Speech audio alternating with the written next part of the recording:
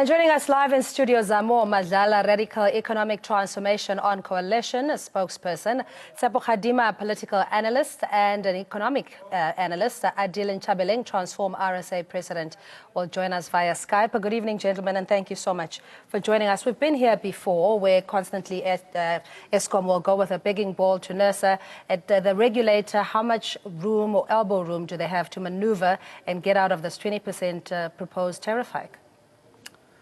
Look, I think the simple answer, the simple decision that NERSA must make is to deny Eskom of the 19.9% tariff increase that they are requesting or demanding on a very simple basis. Eskom needs to learn to live within their means. The question that must be asked is that why do they believe that they need to be granted this massive tariff increase?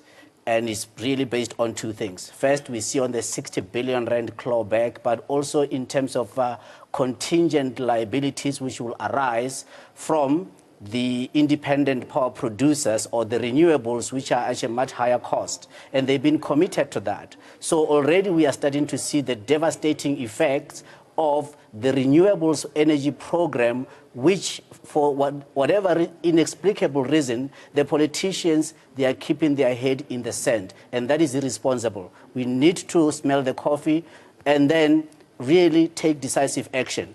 That renewable program, by the way, on the current IPPs that have been committed, it equates to 700 billion rand to the cost to Eskom. If additional renewable energies power programs are signed up, it will be another 700 billion rand. So effectively, for few, not even 10,000 megawatts, you are looking of installed capacity, which will be intermittent and not base load. You are looking at a cost to the economy of 1.4 trillion rand, and that cost is going to be passed on you and I, the consumer, therefore postponing further any prospect that we can grow this economy, because without energy, there is no prospect of being able to grow the economy. On the other hand, the reason why they need such a massive increase is because for another inexplicable reason, and I've been a critic of this from inception, they believed that they can build large-scale power plants, base-load power plants, on tariff increases, and therefore having a pay-as-you-go. So they started power programs which they are not fully funded for, and when they went into the debt capital markets to raise the money, they were raising it on the basis of, or predicated on the tariff increases that they would levy year on year thereafter. However, we know as a matter of fact that from inception, in terms of project management or in terms of project design, things went horribly wrong, hence the cost overruns moved from 80 billion rand to now over 300 billion rand. And I'm saying that the Eskom has to be really brought within line and be denied the tariff so that it forces the decision makers to do what is right. And Eskom has got exceedingly expensive advisors who are giving Eskom not just worthless advice, but they're actually giving them advice that will bring about the demise of Eskom. They need to fire all the advisors, particularly on the capital structure of Eskom, which is not appropriate. And I here again say, the submission made by some of the entities last week to NERSA, again, is exceedingly dangerous. Privatization of Eskom or breakup of Eskom in any shape or form, in fact, will only exacerbate an already a perilous situation that we find ourselves in. But the 20%, they must not be given. Yeah, but then how do they survive operationally if they don't have what they've become very dependent on in terms of the regulator granting them their heart's desires in tariff increases year in, year out? Well, it's quite simple. We have an economy where we say CPI sits at around 4-6%. We don't know what the real number is.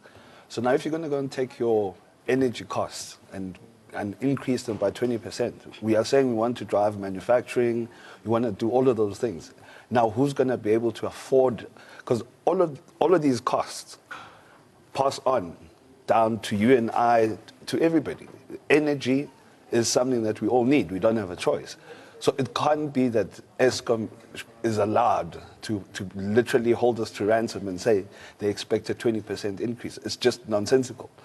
As Mr. Khadima was saying, is that if you look at just Medupi and Kusile and you look at the total cost overruns there. Maybe we need to go back and say we need to start managing things, and there must be consequence for all the wrongdoing. I mean, how do you plan projects around 80 billion, and then you end up with them now being over the 200 billion mark? And how has it been that Treasury has just kept on signing off on these cost overruns? Because it's not as though that they don't get approved. Treasury signs it off. On what grounds? We all now need to basically tighten our belts and start asking the right questions. And Mr. Khadim, or rather Chabileng, joining us via Skype, good evening to you. Are you also of the view that the situation is untenable, that the capital model at Eskom is problematic, and that issues of governance are being ignored by advisors and the executive? Absolutely. So good evening, viewers, and good evening, Cindy. We are convinced as Transformer SA that there is something definitely wrong within Eskom, and most of that things that are going wrong are not actually properly communicated. I mean, for Eskom to be demanding such a huge tariff hike on terms of their tariff indicates to you that actually the state-owned entity is actually bleeding money somewhere. But as a result of not actually wanting to follow some of the major recommendations that we have already actually discussed over the various shows that we engaged in. So it is not surprising to see Adil? Requires another huge... Yes. Yeah, no, sorry, we just have a delay it's there. It's not surprising that Eskom requires a huge tariff. Yeah. So what is the immediate solution, Rekadima, if you say that where Eskom historically finds itself and those with vested interests perpetuating the chaos there, in ensuring, number one, that there's energy security, and secondly, that the organization is run efficiently? Yeah, look, operationally, I think that they've got some issues that they need to be attending to. I know that they are spending exceedingly a lot of money on emergency power. And the quick question is that they started sourcing this emergency power in recent times when turmoil has been brought upon Eskom. So Eskom operationally is no longer as efficient as it was. Hence, some of us, we are ardent critics of the process going on in Parliament at the moment in terms of that inquiry, because they are clueless and they are misdirected. Now, here are the issues. They need to be operationally efficient. They need to make sure that every single kilowatt hour that they dispatch from the switch yards at each and every single power station, that they can account for it at the point of termination at a household or at an end user. And right now, I am not convinced that they are able. So it means that they are having either transmission or distribution losses that far exceeds, and therefore their true cost per kilowatt hour, I doubt it very much. And unless they go and prove us as to how many kilowatt hours or megawatt hours that they dispatch from the power stations, and at the end of the day what they bill for, and not only what they bill for, but what do they actually collect. Because on the other hand, we know that they're having problems in terms of collection. And that is the operational efficiencies that anybody who agrees to be the CEO of Eskom, they need to know that more than any other thing. It has to be their core competence. And if they don't have that core competence, they need to be removed immediately. Secondly, whoever is the CEO, whether acting or otherwise, and I don't know why they still have got acting people, but whoever they have as a CEO has to understand the basic fundamentals of a thing called a capital structure, simply put, the debt and equity. So I can tell you now, the impediment for Eskom, as is with other SOEs, is the memorandum of incorporation of the company, which is dictated to by the Public Finance Management Act, which in turn has made it impossible for these entities to be able to source any other means of funding other than the debt, which they're getting at a much higher cost. So on Friday, we are going to be downgraded, which in turn means that Eskom is going to follow. That simply is going to trigger an event of default, not just in terms of the sovereign being the country, but also an event of default in terms of this very important SOE. So somebody needs to, this very hour, take decisive action on the capital structure of Eskom, or else it's going to be all darkness. So we are going to be a sad African Republic. In order to avert that, the financing model of Eskom is not sustainable. There's no other utility anywhere in the world that finances capital-intensive build programs from a future tariff by levying so you are paying a higher tariff today for a build in 5 years or 10 years from now. That is insanity right there and there. Why would I pay a higher tariff today in order to get but that the benefit? sanity prevails because of lawmakers and decision makers who decided to put us in this where we are currently. I'm saying in terms of the options, yes, there's austerity measures, Eskom proposing that they could cut jobs, and that in itself has got a ripple effect in how, you know, consumer confidence or spending ability, etc. What more can the utility do in these current circumstances to at least keep head above water? Well, the reality is quite firmly this. Sadly, 4,500 people are going to lose their jobs. We are anyway in a down market as a country. So we can't really be affording to even be losing those jobs. But nonetheless, something has to be done. When all is said and done, it just needs to go back to efficient management of the resources that are there. And there must be consequences. I don't believe in South Africa there's been consequence for wrongdoing from any part, from all the SOEs, from government itself. People need to start being accountable for the decisions that they make when they sit in these top positions, and there must be consequence management. It can't be that people come in and then they run businesses into the ground and then it's handshake and move on to the next job. Maybe give us the context, sorry, Zamo, in how far, or how deep the rot has manifested itself at Eskom, as opposed to us looking at almost more recent events. Look, I think the examples that we've been given, you know, of various consulting contracts where, by the way, McKinsey is not the only one. They've got a whole host of other people who are doing manner of maintenance, and they are profiteering beyond imagination. So that is the one thing. But the chief source of Eskom's financial problems and liquidity problems, where now they say that they don't even think that they'll have cash for more than 3 or 6 months, is because of how the decision that was taken on how to finance the build program of the 2 baseload power stations, as well as the acquiring of energy. I am astounded. Now, I understand Minister Matlobo tomorrow is going to be in Parliament, and I'm wondering to hear what his attitude is going to be on the issue of independent power producers, because if he has not been fully briefed, hopefully tonight from this program he will know that the independent power producers are a drain on the financial resources of Eskom, and eventually it comes onto the consumer, and the ripple effect and the knock-on effect becomes, of course, that nobody who is an energy-intensive user in terms of manufacturing or mining is going to be able to make any investment, because the costs, we have now gone above the competitive line. So those are the key issues. But you need to sort out on how Eskom has been funded. Now, there are a number of things. Well, they don't pay me. I'm not the advisor. But I have made this before, that there are some of us who are practitioners who know about project financing and know about capital markets.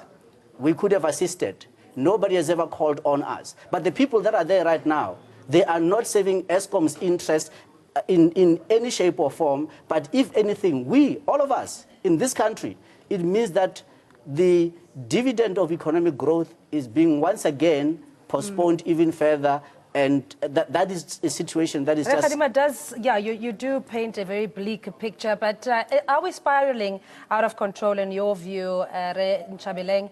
And again, you know, how then can we have a safety net to cushion the impact on consumers? Look, there is no way. I mean, if there's a consumer, tariff increase, it means that the cost has to be passed over to the consumers, because businesses are going to pay whatever they pay, and the balance of it, they have to pass it over to the consumers. So this is actually going to have a rippling effect with regards to economic growth and development. The aspect of radical economic transformation, which we are working on, and making sure that we can bring industrialization back into effect, and making sure that black people can get into industries, is going to be much more tougher. The economy is going to suffer because you're putting back another 20% tariff increase onto an economy which is not even surviving. We are currently challenged with the issues of South Africa being downgraded, not being given extra more credit in order to actually can get into a situation where we can bring about development. So I think Eskom at this stage should really start halting some of the unnecessary actions such as tariff increases until we see clarity as to where the economy is moving towards. to delay a tariff increase at this stage will be the best thing to happen, because mining will be affected, manufacturing is going to be affected, transportation is going to be affected, and on top of it, the energy in industry itself and all the other various industries are going to be affected. So we are very clear that we need to have Eskom turn around. Eskom cannot now tell us that 20% increases over a period of 3 years is an acceptable practice, whereby if you recall the trends, there's already been over a 60% increase in terms of energy increases over the last 3 years. Whereas the same didn't happen when they were giving 11 cents per kilowatt over to the industrial areas in the 2000 area where we used to have such issues. So we must start considering energy as a subsidized state utility rather than just something that is actually used for burdening the economy, because you cannot have any development if your cost for development is so expensive. And Mr. Madlala, is this in your view a case of abuse of power because of the monopoly that Eskom is enjoying, and knowing that they have the regulator to bail them out, so to speak? Well, I don't believe that. I just can't see how the regulator could even agree to anything like the 20%. If there's going to be any increase, it must tie back to CPI. If Eskom is not managing its resources accurate and in the right manner and managing the business right, then the guys must strip out, and then there must be a new team to come in and see what we can do. But as Sipho was saying, to structure the utility on the basis of debt and loading it with that much debt obviously makes it impractical, because every single time we get downgraded or whatever, their cost of debt goes up. So at the end of the day, I think they will have to go back to the state, and the state is going to have to put up some money. We don't know where these resources are going to keep on coming from. And I mean, it's a reoccurring, it's a perennial problem that we're having, as you're saying. If you're sitting with this load of debt that becomes more expensive based on the currency volatility or how much you're able to service it, means that somehow the money has to be recovered, because you can't stop the operations of Medupi and Kusile and other projects in the interim. There's consequences to that as well. Look, I think the people that are close to the coal face, so to speak, who know exactly in terms of the life cycle of the build programs, what can be stopped, what can be delayed, that's the risks that should have from day one have been anticipated. I cannot understand how it was this contingency measures were not put in place in the eventuality of the liquidity not being what they had hoped for or projected in terms of what it really is. And on the other hand, the challenge that they have is the following. For example, I followed the debate on the IPPs, and I'm still astounded, because there they are seeking to say, well, there must be a competitive pricing market, but yet the exit price of electricity is regulated in terms of NERSA. And NERSA is now being put in an invidious position whereby it has now to have to agree, because of decisions that are made elsewhere, to load more cost on electricity that we don't even need anymore. For example, the IPPs, I'm telling you now, we do not need that electricity. But in terms of base load, you cannot build your economy unless it's base load. And what Eskom and what this country needs to do is to refine the energy policy or the electricity policy on 3 pillars. And I mention this all the time. On availability, which is base load. You have to anchor it on base load, because of the design of our energy system in South Africa requires base load, does not make any provision whatsoever for the intermittent electricity supply. Secondly, you have to then say, what is the cost per kilowatt hour? It has to be the lowest cost per kilowatt hour possible. Thirdly, it has to be in an environmentally friendlier manner. And because in an environmentally friendlier manner, you are able to even drive your cost of production much lower than what it currently is, by being able to extrapolate other value products, extract other value products in the manner in which you then convert coal into electricity. Then those other value products, you are then able to earn more revenue from. Why is Eskom not doing that? What are they doing in the area of research and development? These are the issues that we are asking. But the 20%, I'm saying simply, they must be denied in order to force them to now start to think in such a manner that this utility can continue to be what it was renowned for, to be in the lowest cost per kilowatt hour producer anywhere in the world. And that was our most attractive proposition for investment. That's why we had smelters being able to come and invest here, because they consume so much energy. If you look now, we've turned down the ferrochrome smelters, the ferromanganese. Why? Because the cost of electricity is going that much higher.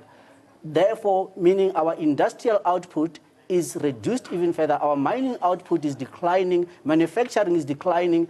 Therefore, why are we surprised that there is high unemployment? But Eskom, they need to act responsibly. Now, with this collective wisdom in our panel, one would hope that at least the powers that be are listening. Mr. Ntshabeleng, just your closing remarks in the event that this particular tariff increase request is approved. Any recourse from civil society? Is there anything that we can do to at least influence a different decision? Our fear as Transformer SA is once the tariff actually hike is approved, it means that they're going to force Eskom to go to the privatization route, because it's going to become very difficult. Eskom has a lot of money that is wasted internally. They need to go back and renegotiate all their contracts, particularly the coal supply, the maintenance, as well as the aspect where they're actually doing their technical maintenance. The costs are within and can be contained, and a lot of that savings can go back towards actually making sure that electricity is produced efficiently as well as cost effectively. Right now, there is no need for a tariff hike within an economy that is ailing. All right, we're going to leave it there. Adil Ntshabeleng, Transform RSA President via Skype. Zamo Madlala is with the Radical Economic Transformation on Coalition, and Tsepo Khadima, Political and Economic Analyst, joining us this evening. Thanks for you at home for participating as well. We'll take a quick break, and don't forget, you can also follow us in live stream via our website. From myself and the crew, be abundantly blessed. Cheers.